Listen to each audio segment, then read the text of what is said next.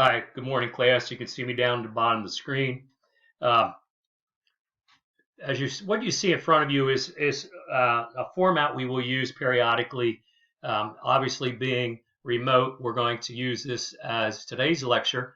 Um, but let me start from the very beginning here. One is I want to thank everybody for their responses to the 6 questions. Currently, you would, if you completed those 6, you have a 6 out of 6, and you have an A. Uh, my expectations, hopefully as yours as well, would be that you finish this course with an A. And more so than that, information that you feel confident and comfortable to handle emergency situations or dealing with basic first aid. A couple other things. One is, where is the classroom? Um, it's in the Mac building, in the fitness center, in the very back. You'll see the door open. If you're on time, the door will be closed if you're not on time. But it is in the team meeting room. Is where we will meet. Bring your book if you have a book with this responding to emergencies. If you don't, the first week, we'll be able to handle that. One thing about having the book, it's a nice resource for information down the road if need be.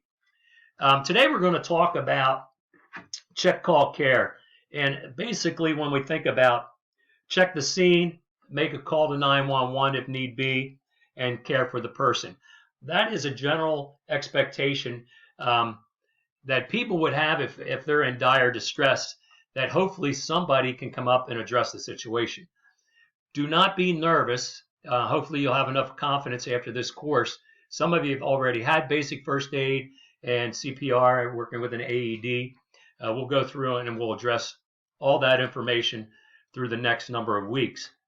So let's just basically show you how this works.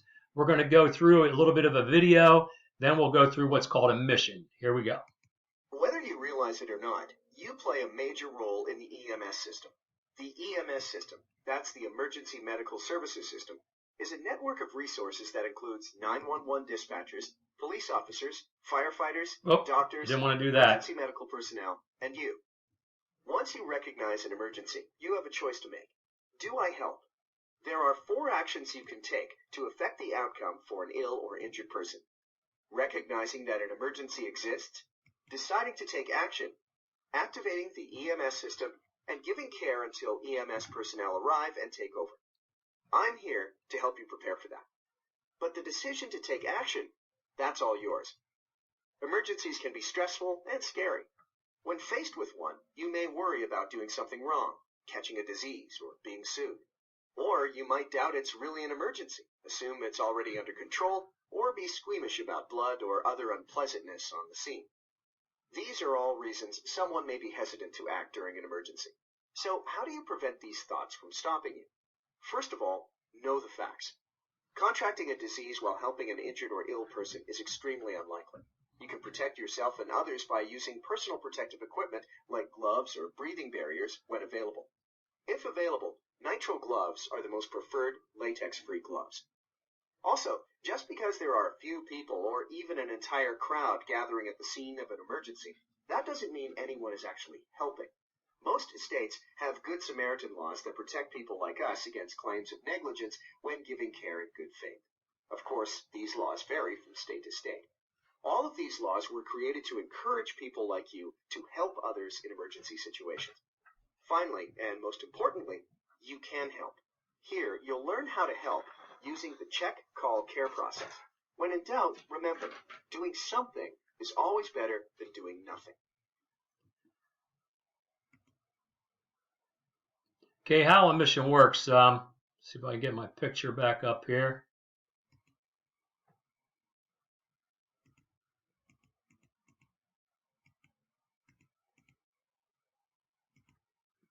We're going to start the mission now. This looks like an emergency. In any emergency situation, follow the emergency action steps. Check, call, care. Before rushing to help an injured or ill person, size up the scene and form an initial impression. Use your senses to gather information that will help you determine whether the scene is safe for you to enter. Take note of unusual noises, signs, odors, appearances, or behaviors. As you look around, ask yourself, what happened to cause the emergency? How many people are involved? What condition is the person in? Is there anyone else available to help? Part of doing this scene size-up is forming an initial impression of what is wrong with the person. Does the person appear ill or have any immediate identifiable injuries? Is the person moving? Does the person have signs of a life-threatening injury or illness, such as trouble breathing or severe life-threatening bleeding? The information you gather as you size up the scene and form an initial impression will help you decide what to do next. Check the rest of the scene by looking to the right and the left. Use the arrows on either side of the screen to look around. Those avocados are way overpriced, but that's not a safety concern. Now check the rest of the room. Select the arrow on the left once to return to the center of the room and twice to check the left side of the room. Everything looks okay over here. No apparent hazards. Good work. There don't appear to be any hazards here. The scene is safe. Barry is awake and moving with no signs of severe life-threatening bleeding. Now that you've checked the scene and formed an initial impression, you need to gather more information to finish checking the injured or ill person. Select Barry to move a little closer and ask him some questions. Notice the white circles on screen? These indicate available action menus. You can select actions from these menus to interact with the person on screen and provide care. First, you need to obtain consent from Barry. Select Obtain Consent from the menu near Barry's head. That's right. Before giving care to an injured or ill person, you must obtain consent. To obtain consent, explain who you are, your level of training, what you see and what you plan to do, and ask if you can help. If a person verbally or visually agrees to care, this is known as expressed consent. If a person is unconscious or unable to respond, this is implied consent. If you're providing care to a child or infant, obtain consent from a parent or guardian if one is present. If one is not present and it is an emergency, then consent is implied. Once you obtain consent, you should interview the person to learn more about signs and symptoms. Okay. Yes, please. Nice job. You've obtained consent to help Barry. In a sudden illness emergency, obtaining consent might sound like, "You seem ill, and I'm trained to respond to sudden illness emergencies. I'm going to help you. Is that okay?" Next, ask Barry some questions to learn more about what's wrong and determine if you need to call 911. Select Interview Barry from the menu near Barry's head to get started. When dealing with an injured or ill person, you'll want to gather any information that will help you provide care. For interviewing someone, try to remember the acronym SAMPLE, which stands for Signs and Symptoms, Allergies, Medications, Pertinent Medical History, Last Food or Drink, and Events leading up to the incident. Ask about symptoms. Symptoms are what the person you're helping is experiencing, like pain in an arm or a racing heartbeat, or in this case, a feeling of dizziness and disorientation. Next, you should ask about allergies and medications, as these might have a part in the situation or could interfere with care. Next, ask for any pertinent medical history that might factor into the problem, when they last ate or drank something, and what happened leading up to the incident. Anything that might make sense with the particular illness or injury so that you can more effectively provide care. Okay, so right now when we think about this, sample is something you just heard, and we will emphasize that directly following this video. What symptoms is he experiencing? I feel really dizzy and tired. Okay, so that is the S. So the A stands up for allergies. No. Okay, the M in sample, medication. Are you taking any? No. The P, okay, as we look at medical conditions, any prior? No. Okay, the L in sample, the last food or drink the person may have had? I haven't eaten since dinner last night. Had meatloaf and green beans. And the E would be following what events led up to this.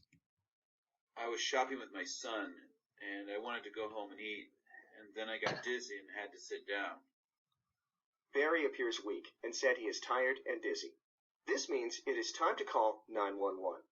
Throughout these missions, you'll learn more about when specific injuries or illnesses need advanced medical attention.